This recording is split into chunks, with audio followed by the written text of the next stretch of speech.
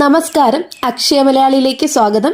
ഇന്നും വരും ദിവസങ്ങളിലും നമ്മൾ എല്ലാവരും അറിഞ്ഞിരിക്കേണ്ട വളരെ പ്രധാനപ്പെട്ട കുറച്ച് ഇൻഫർമേഷൻസ് ആണ് ഡെയിലി അപ്ഡേറ്റ് ആയിട്ട് ഷെയർ ചെയ്യുന്നത്.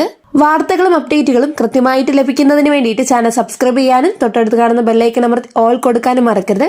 കൂടാതെ ഈ ഒരു ഇൻഫർമേഷൻ നിങ്ങൾക്ക് ഉപകാരപ്രദമായെങ്കിൽ നിങ്ങളുടെ ഫ്രണ്ട്സിലും റിലേറ്റീവ്സിനും കൂടി ഇൻഫർമേഷൻ ഷെയർ ചെയ്തോളൂ. ഏറ്റവും പ്രധാനപ്പെട്ട വാർത്താ അപ്ഡേറ്റ്, സംസ്ഥാനത്തെ പൊതുവിദ്യാഭ്യാസ രംഗത്ത് വലിയ മാറ്റങ്ങൾക്ക് ഒരുങ്ങിയിരിക്കുകയാണ് സർക്കാർ.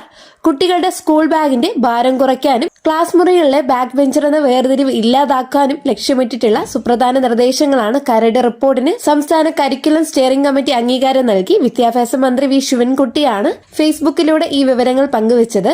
വിദ്യാർത്ഥികളുടെ ശാരീരിക ആരോഗ്യം മുൻനിർത്തി സ്കൂൾ ബാഗുകളുടെ ഭാരം ശാസ്ത്രീയമായിട്ട് കുറയ്ക്കും. അതുപോലെ തന്നെ ക്ലാസ് മുറികളിലെ ഇരിപ്പിട ക്രമീകരണത്തിൽ മാറ്റം വരുത്തി എല്ലാ കുട്ടികൾക്കും ഒരുപോലെ ശ്രദ്ധ ലഭിക്കുന്ന ജനാധിപത്യപരമായിട്ടുള്ള പഠനാന്തരീക്ഷം ഉറപ്പാക്കും.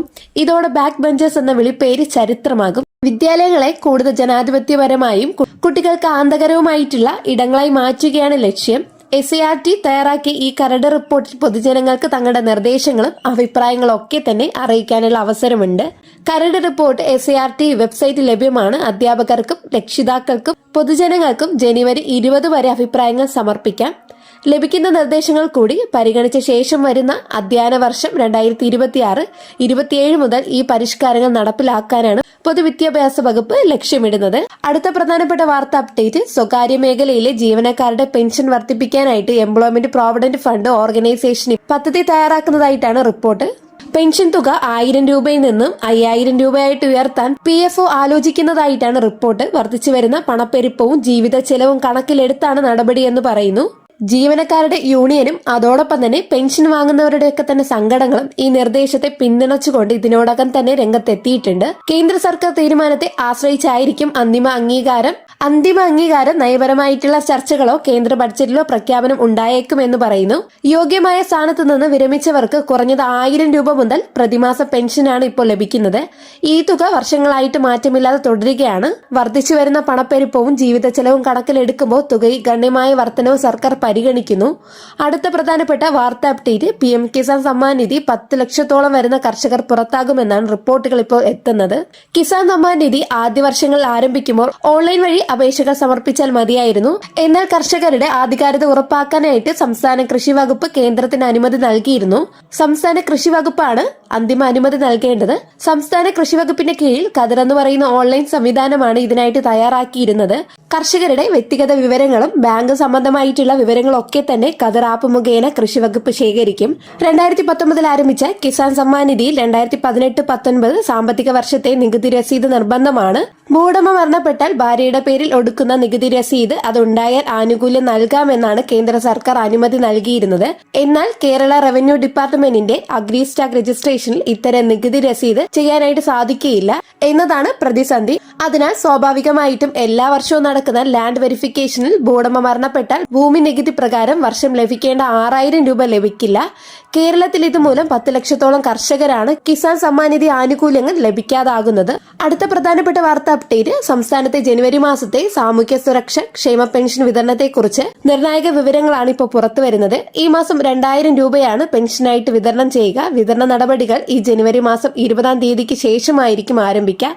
25 തീയതിയോടെ ഗുണഭോക്താക്കളുടെ ബാങ്ക് അക്കൗണ്ടിലേക്കും കൈകളിലേക്കും തുക എത്തിച്ചേരുമെന്നാണ് ഇപ്പോൾ അധികൃതർ അറിയിച്ചിരിക്കുന്നത്. ഇനി മുതൽ എല്ലാ മാസവും 20-30 ഇടയിലുള്ള രീതിയിലായിരിക്കും എമൗണ്ടുകൾ ക്രെഡിറ്റ് ആവുക.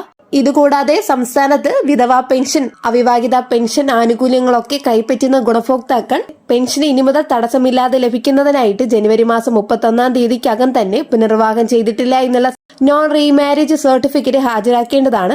ഇതിനായിട്ട് അക്ഷയ കേന്ദ്രങ്ങൾ, ജനസേവന കേന്ദ്രങ്ങൾ അല്ലെങ്കിൽ കോമൺ സർവീസ് സെന്ററുകളൊക്കെ വഴിയായിട്ട് നിങ്ങൾക്കിത് വില്ലേജ് ഓഫീസർക്ക് അപേക്ഷ സമർപ്പിക്കാനായിട്ട് സാധിക്കും. വില്ലേജ് ഓഫീസർ ഇത് അംഗീകാരം നൽകുന്ന മുറയ്ക്ക് സർട്ടിഫിക്കറ്റ് ഡൗൺലോഡ് ചെയ്തെടുക്കാൻ സാധിക്കും.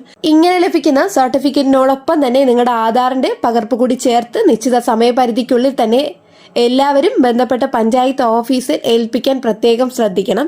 ജനുവരി 30-നകം ഉദ്യോഗസ്ഥൻ ഈ വിവരങ്ങളൊക്കെ സേവന പോർട്ടലിൽ അപ്ലോഡ് ചെയ്താൽ മാത്രമേ തുടർന്നുള്ള മാസങ്ങൾ നമുക്ക് പെൻഷൻ കൃത്യമായിട്ട് ലഭിക്കുകയുള്ളൂ. ഇതുകൂടാതെ ജനുവരി 29 അവതരിപ്പിക്കുന്ന സംസ്ഥാന ബഡ്ജറ്റിൽ പെൻഷൻ തുക വർദ്ധിപ്പിക്കുന്നത് ഉൾപ്പെടെയുള്ള നിർണായക പ്രഖ്യാപനങ്ങൾ ഉണ്ടായേക്കുമെന്നാണ് സൂചനകൾ.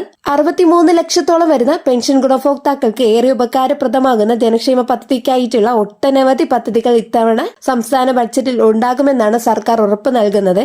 അടുത്ത പ്രധാനപ്പെട്ട വാർത്താ അപ്ഡേറ്റ്, വീട്ടമ്മമാരുടെ സാമ്പത്തിക സുരക്ഷിതത്വം ഉറപ്പാക്കുക എന്ന ലക്ഷ്യത്തോടെ സർക്കാർ ആവിഷ്കരിച്ച സ്ത്രീ സുരക്ഷാ പെൻഷൻ പദ്ധതി നിർണായകമായ ഘട്ടത്തിലേക്ക് കടക്കുകയാണ്. മുൻപ് പ്രഖ്യാപിക്കപ്പെട്ട വീട്ടമ്മ പെൻഷൻ പദ്ധതിയുടെ പരിഷ്കരിച്ച രൂപമാണിത്. സാധാരണക്കാരായ സ്ത്രീകളുടെ ക്ഷേമം മുൻനിർത്തിക്കൊണ്ട് നടപ്പിലാക്കുന്ന ഈ പദ്ധതിയിലൂടെ അർഹരായ ഗുണഭോക്താക്കൾക്ക് പ്രതിമാസം 1000 രൂപ വീതം പെൻഷൻ നൽകാനാണ് സർക്കാർ തീരുമാനിച്ചിരിക്കുന്നത്. നിലവിൽ പദ്ധതിയുടെ അപേക്ഷ നടപടികൾ പുരോഗമിക്കുകയാണ്. വളരെ ചുരുങ്ങിയ കാലയളവിനുള്ളിൽ തന്നെ ആദ്യഘട്ട വിതരണം നടത്താനുള്ള പ്രവർത്തനങ്ങൾ ഇപ്പോൾ സർക്കാർ തലത്തിൽ ഏകോപിച്ചു വരികയാണെന്നും ഔദ്യോഗിക വൃത്തങ്ങളിൽ നിന്ന് ഇപ്പോൾ നമുക്ക് പുറത്തുവരുന്ന റിപ്പോർട്ടുകൾ.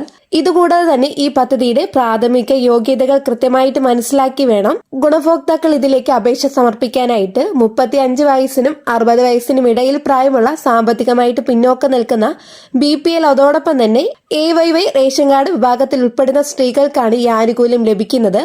സർക്കാർ സർവീസിൽ നിന്നോ അല്ലെങ്കിൽ കേന്ദ്ര സർക്കാരിൽ നിന്നോ യാതൊരുവിധ പെൻഷൻ ആനുകൂല്യങ്ങളും മറ്റു ധനസഹായങ്ങൾ ലഭിക്കാതിരിക്കണം ഈ അപേക്ഷകർക്ക്. കൂടാതെ നിലവിൽ മറ്റ് ക്ഷേമനിധി ബോർഡുകളിൽ നിന്നോ സാമൂഹ്യ സുരക്ഷാ പദ്ധതികളിൽ നിന്നോ പെൻഷൻ കൈപ്പറ്റുന്നവർ ഈ പദ്ധതിയിൽ അർഹരല്ല. ഡിസംബർ ജനുവരി മാസത്തിലെ കുടിശ്ശിക ഉൾപ്പെടെ ഏകദേശം 3000 രൂപയോളമാണ് ഗുണഭോക്താക്കൾക്ക് ബാങ്ക് അക്കൗണ്ടിലേക്ക് നേരിട്ട് എത്തിക്കുന്നത് എന്ന റിപ്പോർട്ടുകളാണ് ഇപ്പോൾ നിലവിൽ വന്നുകൊണ്ടിരിക്കുന്നത്. ജനുവരി മുതൽ മാത്രമാണ് വിതരണം ആരംഭിക്കുന്നതെങ്കിൽ ആദ്യ ഗഡുവായിട്ട് 1000 രൂപയായിരിക്കും ലഭിക്കുക. ഏതായാലും വരാനിരിക്കുന്ന നിയമസഭാ തെരഞ്ഞെടുപ്പ് നടപടി ക്രമീകരണങ്ങളൊക്കെ തന്നെ പരിഗണിച്ചുകൊണ്ട് എത്രയും വേഗം ഇതിന്റെ വിതരണം പൂർത്തിയാക്കാൻ സർക്കാർ ഉദ്യോഗസ്ഥർക്ക് ഇപ്പോൾ നിർദ്ദേശം നൽകിയിട്ടുണ്ട്. അതിനാൽ തന്നെ അർഹരായിട്ടുള്ള ഗുണഭോക്താക്കൾ ഒട്ടും വൈകാതെ തന്നെ തങ്ങളുടെ അപേക്ഷകൾ സമർപ്പിക്കേണ്ടതാണ്. അപേക്ഷ നടപടികൾ പൂർണ്ണമായിട്ടും ഡിജിറ്റൽ സംവിധാനത്തിലൂടെയാണ് ക്രമീകരിച്ചിരിക്കുന്നത്. അക്ഷയ കേന്ദ്രങ്ങൾ, ജനസേവന കേന്ദ്രങ്ങൾ അല്ലെങ്കിൽ കോമൺ സർവീസ് സെന്ററുകൾ വഴി K-സ്മാർട്ട് പോർട്ടലിലൂടെ പൊതുജനങ്ങൾക്ക് അപേക്ഷിക്കാം. ഇത്തരത്തിൽ സമർപ്പിക്കപ്പെടുന്ന അപേക്ഷകൾ അതാത് തദ്ദേശ സ്വയംഭരണ സ്ഥാപനങ്ങളിലെ സെക്രട്ടറിമാരുടെ പരിശോധനയ്ക്കായിട്ട് ഓൺലൈനായിട്ട് കൈമാറുകയാണ് ചെയ്യുക. ശേഷം ആധാർ ഉപയോഗിച്ച് മറ്റ് ക്ഷേമ പെൻഷനുകൾ ലഭിക്കുന്നില്ല എന്ന് ഉറപ്പുവരുത്തിയ ശേഷമാണ് അപേക്ഷകൾക്ക് അംഗീകാരം ലഭിക്കുന്നത്. ഈ നടപടികളൊക്കെ പൂർത്തിയാക്കാൻ ഇപ്പോൾ സമയം ആവശ്യമുള്ളതിനാൽ തന്നെ അവസാന തീയതി വരെ നിങ്ങൾ കാത്തു നിൽക്കാതെ അപേക്ഷകൾ നേരത്തെ തന്നെ സമർപ്പിക്കുന്നത് എല്ലാവരും പ്രത്യേകം ശ്രദ്ധിക്കേണ്ടതാണ്. ഇത്തരത്തിൽ പ്രധാനപ്പെട്ട കുറച്ച് ഇൻഫർമേഷൻസ് ഡെയിലി അപ്ഡേറ്റുകളൊക്കെ ആയിട്ട് ഷെയർ ചെയ്തിട്ടുള്ളത്. വീഡിയോ നിങ്ങൾക്ക് ഉപകാരപ്പെട്ടു എന്ന് വിശ്വസിക്കുന്നു. വീഡിയോ നിങ്ങൾക്ക് ഇഷ്ടപ്പെടുവാണെങ്കിൽ ചാനൽ സബ്സ്ക്രൈബ് ചെയ്യാനും തൊട്ടടുത്ത് കാണുന്ന ബെല്ലൈക്കൺ അമർത്തി ഓൾ കൊടുക്കാനും മറക്കരുത്. കൂടാതെ ഈ ഒരു ഇൻഫർമേഷൻ നിങ്ങളുടെ ഫ്രണ്ട്സിലും റിലേറ്റീവ്സിലും കൂടെ ഷെയർ ചെയ്ത് കൊടുക്കുക. വീഡിയോയ്ക്ക് ഒരു ലൈക്ക് കൂടെ ചെയ്ത് സപ്പോർട്ട് ചെയ്യുക. എന്നാൽ നെക്സ്റ്റ് ഒരു ഡെയിലി അപ്ഡേറ്റുമായിട്ട് കാണാം. എല്ലാവർക്കും നന്ദി, നമസ്കാരം.